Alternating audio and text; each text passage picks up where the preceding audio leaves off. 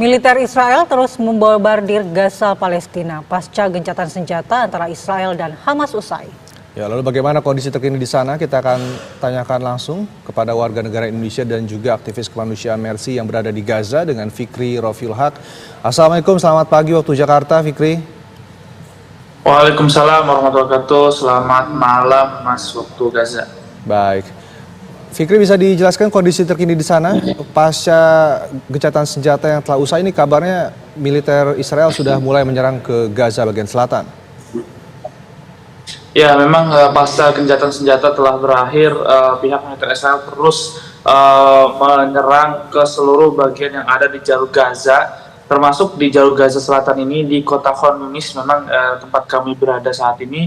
Namun kalau saya gambarkan, alhamdulillah ya memang dari tempat saya masih cukup jauh, namun serangan-serangan tersebut masih terlihat atau terdengar sangat jelas sekali. Dan juga mereka juga berita yang saya dapatkan juga mereka juga menyerang di jalur Gaza bagian utara di kota di beberapa titik yang ada di Gaza Utara, dan juga yang saya dapatkan juga di kota Sijaiyah yang ada di jalur Gaza.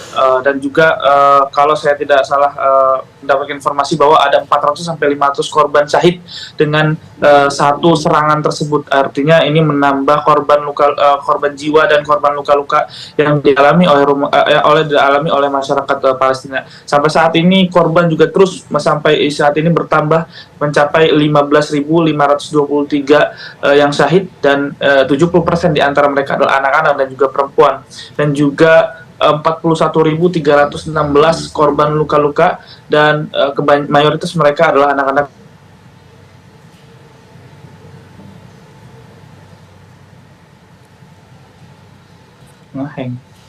Baik, Fikri. Iya, baik. Baik, bisa kembali jelaskan, Fikri, bagaimana kondisi terkini di sana? Ya, kondisi saat ini memang masih terus mencekam, di mana serangan-serangan militer Zionis Israel masih terus melancarkan serangan-serangannya baik dari udara maupun dari tank-tank bajanya, dan juga kami juga tadi melihat suar-suar yang dilancarkan oleh pihak militer Zionis Israel ke beberapa titik yang ada di jalur Gaza. Ya, Fikri, apakah warga dan juga regu penyelamat masih melakukan pencarian warga atau korban di tengah reruntuhan bangunan? Iya, memang sampai saat ini juga setiap jamnya, setiap menitnya korban itu terus berjatuhan, sehingga membuat para medis pun setiap hari harus bekerja keras untuk mengevakuasi korban-korban yang masih ada di bawah reruntuhan. Dan juga perlu diketahui dari 15.526 ini 6.000 sampai 8.000 mereka masih di bawah reruntuhan, artinya masih belum bisa dievakuasi dan masih belum bisa memungkinkan untuk dievakuasi karena serangan-serangan yang terus masif dilancarkan ke jalur Gaza.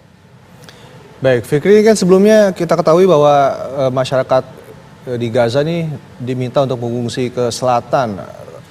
Nah, karena Gaza Utara akan menjadi fokus serangan, namun kini sudah memasuki Gaza Selatan serangan Israel ini. Apakah ada himbauan terbaru dari Israel mengenai apa saja yang akan mereka serang selanjutnya?